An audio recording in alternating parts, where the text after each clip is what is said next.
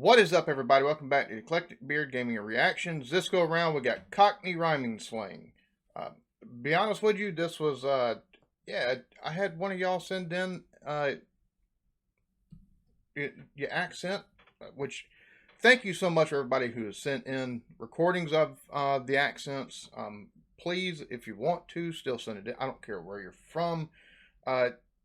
If you're a viewer, now if you're in the United States, I'm gonna be honest with you, you can send me a voice message. That'd be cool. I love to get to know a little bit about folks, but especially if you're overseas, greatly appreciated. It's been awesome hearing the variants in accents that I've received. Now, one of the fellas has a Cockney accent. He told me to take a look at Cockney Rhyming Slang, so that's what we're gonna do. So here we go. If you haven't already, like, subscribe, notification bell. Let's get into it. Today I want to examine a unique and extremely creative form of English slang called Cockney Rhyming Slang.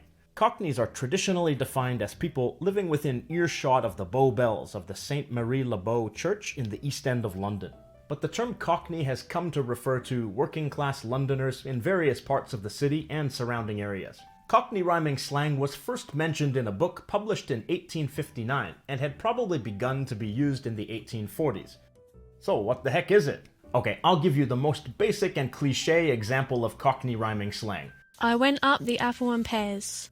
The phrase apples and pears is a substitute for the word stairs. How, though? That's the thing, like...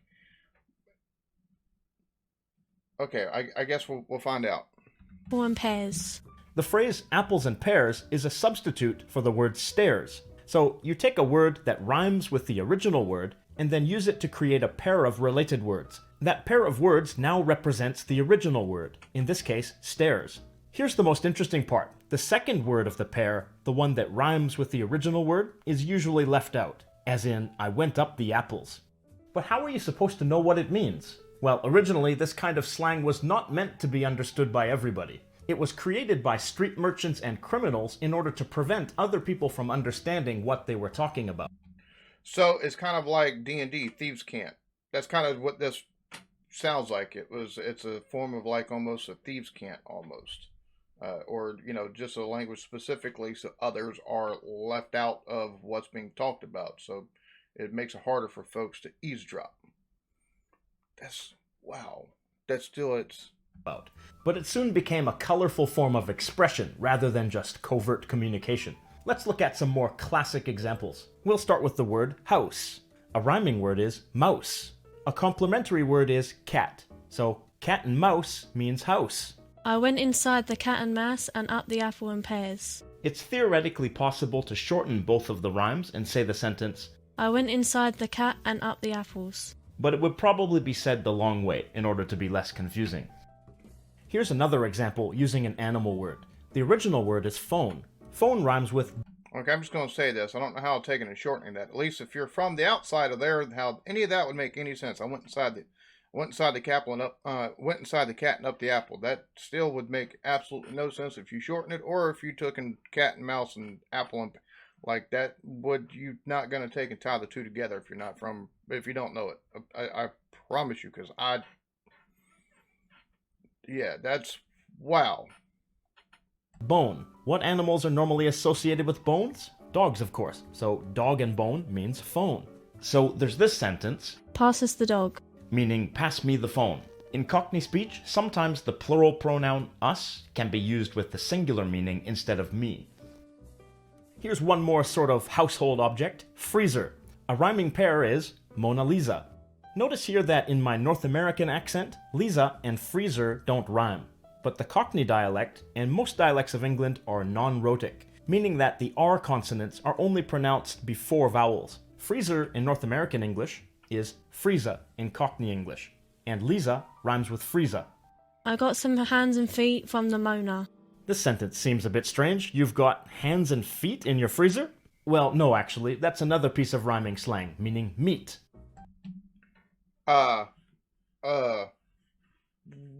This is cool. It is hella cool because they've invented basically their own language that really I'm sure if you're from outside of there, you really feel like an outsider hearing somebody speak that. But speaking of hands and feet, here we have a pair of Germans. German what exactly?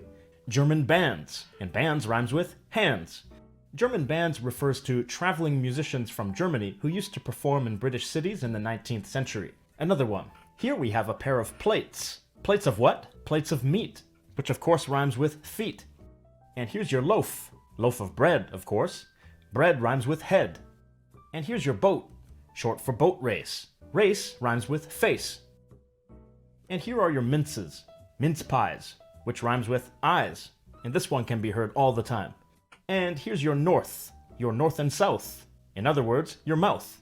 There are often a number of different rhymes with the same meaning. Here we have bottle of beers, or King Lears, or lords and peers. Of course, these all rhyme with ears. So we could refer to your ear. I'm just going to say a trip through there and you don't know the slang, it would probably sound like, well, I can only imagine because that's good night. That's seeing it laid out, you can kind of see how they took and, at least the correlations, but still, that is hella interesting. Like, for real, that's hella interesting. As your bottles, or your kings, or your lords.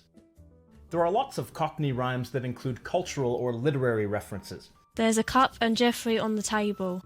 Geoffrey comes from Geoffrey Chaucer, and Chaucer rhymes with saucer. Geoffrey Chaucer is called the father of English literature, and is the author of the Canterbury Tales. Let me boil some water in the Hansel. Hansel comes from Hansel and Gretel, which is more like Hansel and Gretel in Cockney pronunciation, and Gretel rhymes with kettle. Hansel and Gretel is a German nursery rhyme published by the Brothers Grimm in 1812. So here we should note that the T in water, as well as the T in Gretel, is generally pronounced as a glottal stop in Cockney English. So while in some British accents it would be water, in Cockney it's water, and rather than Gretel, it's Gretel. And we heard the same thing before in the word bottle, which is pronounced bottle. Other rhymes reference celebrities and influential people. Tell me the babe. Babe comes from Babe Ruth, the legendary American baseball player. Ruth rhymes with truth, so this means tell me the truth. Let's go for a couple of Britneys. Britney comes from Britney Spears, the American pop singer. Spears rhymes with beers, so this means let's go for a couple of beers. Rarely am I left speechless, but the further this goes and the more it's just like, holy crap, because it's completely another language. It's more than just accent and slang. This is completely another, this is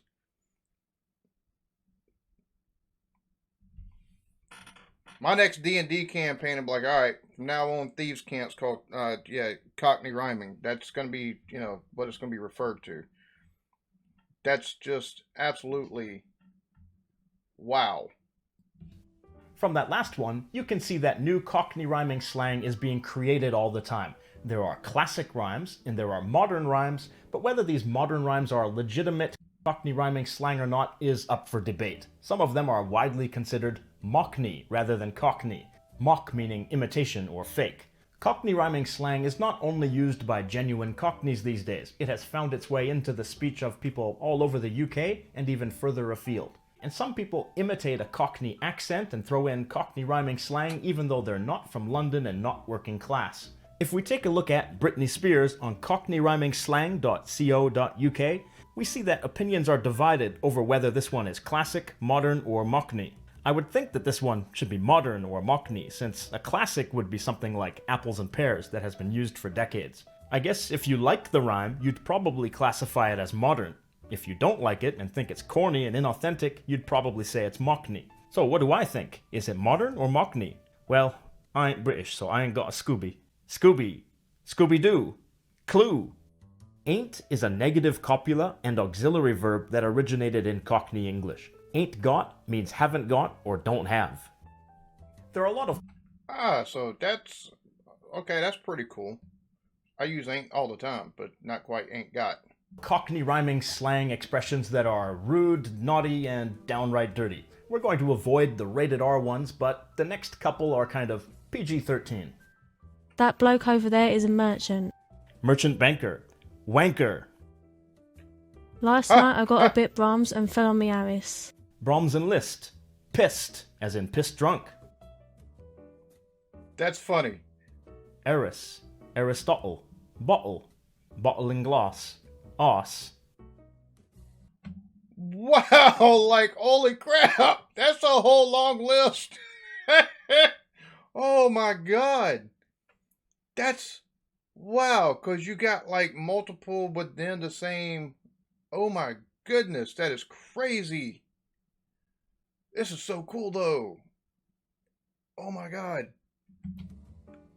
To finish this video, I'd like you to practice the pattern of Cockney rhyming slang by creating your own Cockney rhyme. To all the genuine Cockneys out there, I'm sorry for the sacrilege. I know that I'm encouraging large-scale mockney, but it's all for the purpose of understanding the pattern of genuine Cockney rhyming slang. So remember the pattern. Take a word, like socks. Find a rhyming word, blocks. Add another word to make a pair, Lego blocks. Then take away the rhyming word, Lego. Then in the comments, write a sentence that gives some context so we can guess the word. My feet were cold, so I put on me Legos. All right, so there we have it. Cockney rhyming slang. Holy crap. That's like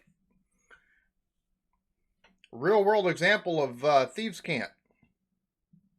That's the only way I know to take and make a correlation to it, like D&D thieves' cant, because it's a language that's made up for the D&D world, and it's only thieves that take and speak it. Now, I'm not taking and saying those that take and speak this are thieves. It's just the most real world correlation I can make. It's like, because you can't even, Pig Latin doesn't even cover this at all.